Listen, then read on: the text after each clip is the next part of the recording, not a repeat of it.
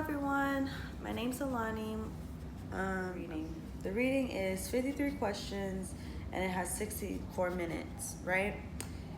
There's a lot of passages, so some passages could have like 6 questions or some could have 3. Read the questions first and do not overthink it. Just read, and the first thought that comes to your head is what it is. But another thing with the whole reading thing is you can't really assume. Meaning, like, if the passage talks about something that you're familiar with or you have prior knowledge on, knock it out. That is not it. Do not put any of your prior knowledge into the answers, because all the answers are going to seem right. And it's not about what you think, it's about the passage says it is. Simple as that. Do not do that. It does ask some vocabulary. With this tells you some words too. How about if the passage is to entertain you, inform you, persuade, or describe? It asks that a lot.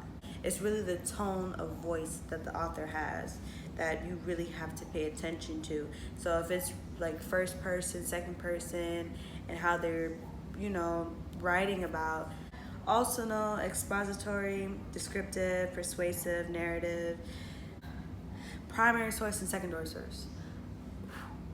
That right there, when I first did the test, I was like, what is this? I didn't know what it was. But I feel like a lot of reading really took me back. I need an entire refresher. This book right here gives you that refresher of descriptive, expository, narrative, primary source, secondary source. It does that for the reading.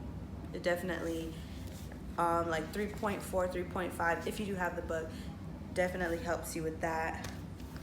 Oh, know the difference between main idea and topic sentence. 2 very different things. It can ask you about the topic sentence of like, say, paragraph 2. And it has nothing to do with the entire main idea. Know that. I say the math is 36 questions in 54 minutes. So that's enough time, but not really. Math. Math is what I score the highest in because I love math. I did algebra, pre-algebra, algebra 2, pre-cal, statistics, you name it, I did it. Others call it please excuse my dear Aunt Sally. But yeah, so PEMDAS basically means parentheses first, exponents second. Oh my Jesus. I can't speak. Sasha, I can't speak properly today. Yo, let me tell you, it is about probably like 10 o'clock, 9 o'clock. And I've been preparing for this hurricane all day, mixed with I had work this morning. I'm sorry, I'm a little bit off. Don't judge me.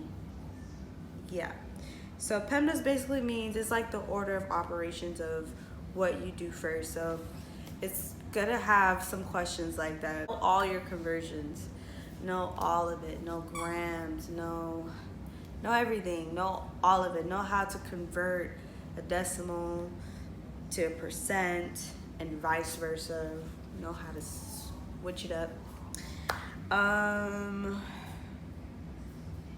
Yeah, even know the integers from small to big. So it can have like -2, comma, 1, comma, a half, comma, 3, and it wants you to put it in order from smallest to biggest.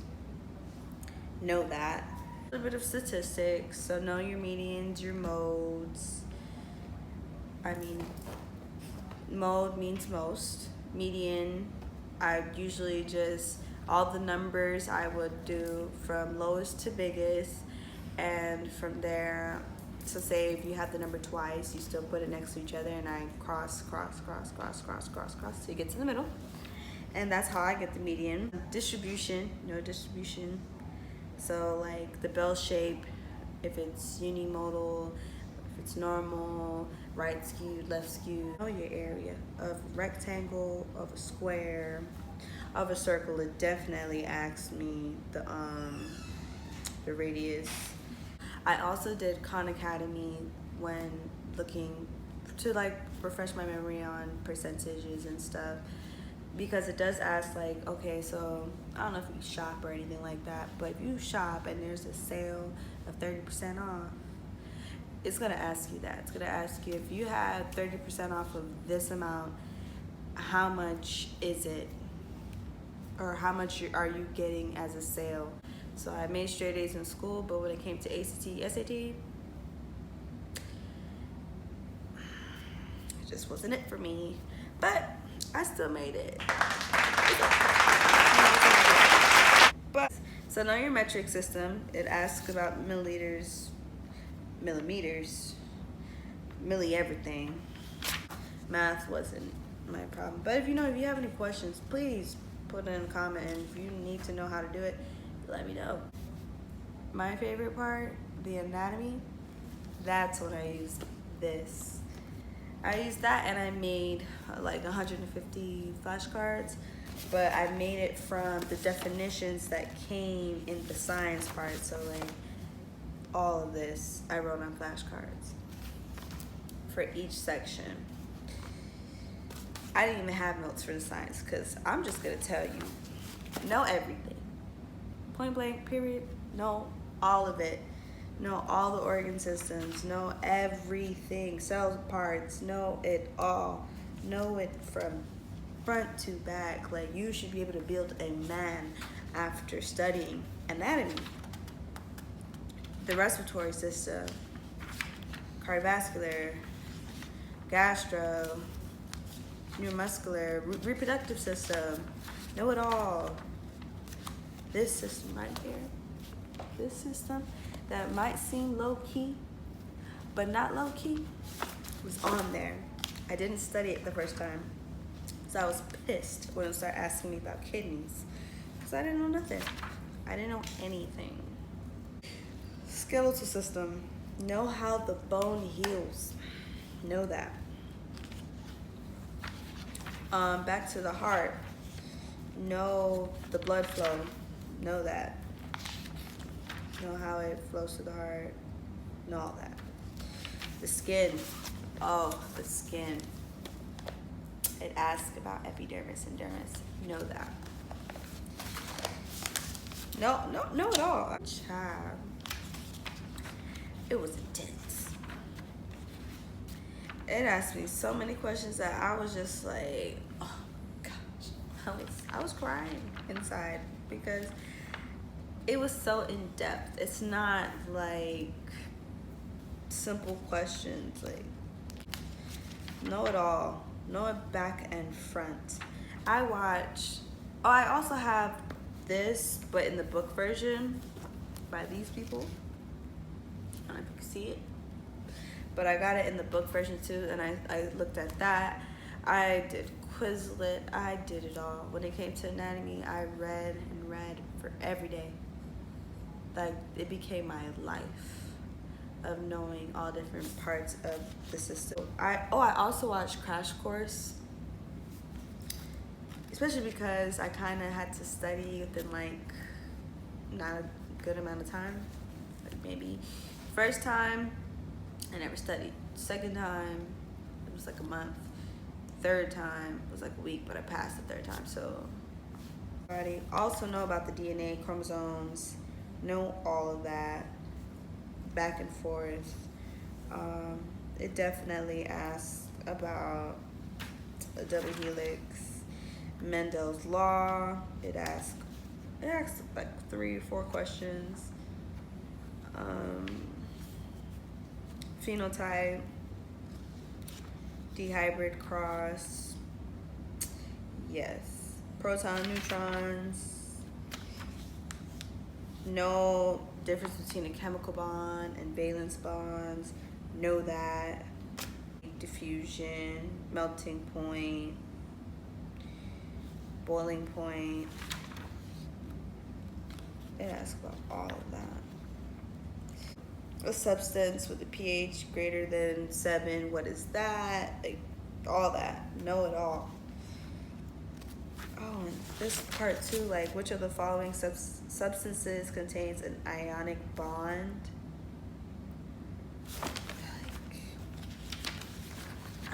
haven't taken chemistry since 2014. Like, are you kidding me? You need like an entire refresher. I recommend, depending on the score you need. If you need like tip top score, I would go on the ATI's website, and I would get, they have like this, I think it's like 150, but it basically gives you lessons, and it gives you, I think, 2 practice tests. I was gonna do that, right? Didn't get to it, but I was gonna do that because I see that a lot of people do really, really good excuse me, once they did it. So I recommend like doing that mixed with looking up your anatomy notes, because I think anatomy and reading, if you score high in both of those, you pass. Simple. Because math and the English don't hold much weight. So depending on what you need, I go to a private school, accredited of course, because I ain't playing them kind of games, don't need no problems. Accredited, it's very important. But yeah, I go to private school. So private school scores versus public school scores are very different. Public schools, they want you to have 4.0, want you to have a 90 and 80. They're gonna pick the best of the best. You know what I'm saying? With private school, they're gonna pick the best of the best too, but when it comes to the scores, it's more like a first come, first served basis. But you still have to be proficient in it. You can't just take the test and be like, all right, come on down. We're gonna, you know, pick you up to be a nurse. No, you still gotta do the nurse interview. You still have to do so much more steps before the program itself. It's intense, okay? Intense. Also, it did ask me, so now we go to the English. With the English part, I didn't really put much love into that when it comes to studying, because honestly, when you read the sentence, you can see that it doesn't make sense. Like, they make it very illiterate, so you can definitely wing it. So I would say know about complex sentences, synonyms, punctuation, so commas, comma splice, colons, know it all when it comes to like knowing a subject and a verb. And that's really basically the English portion. And if you have if English isn't your first language, then I think you should probably read this a little bit more into detail. But if it is, it should come naturally to you reading it. If it doesn't sound right, it isn't right. Got that part. And English is 28 questions in 28 minutes, so it's more like, all right, read, answer, read, answer. And it goes by super, super fast. But I still had actual like little pre-tests in there. I don't think it was anything like the actual test. Like when it came to the anatomy part, it was more like, excuse me? Like the nervous system, CNS, PNS, ANS, all that. It gets in like really in depth. Like you have to know the different categories. Take an hour out of your day every day and study really, really hard. And then if you don't work, even better, study. Thank you for watching my video. Please like and subscribe. If you have any questions, any comments, please tell me. I will definitely answer. I'm pretty sure this wasn't that descriptive when it comes to explaining. I just wanted to warn y'all, know your anatomy. That's all I gotta say. You know your anatomy will make you or break you. Simple. All right, thank you.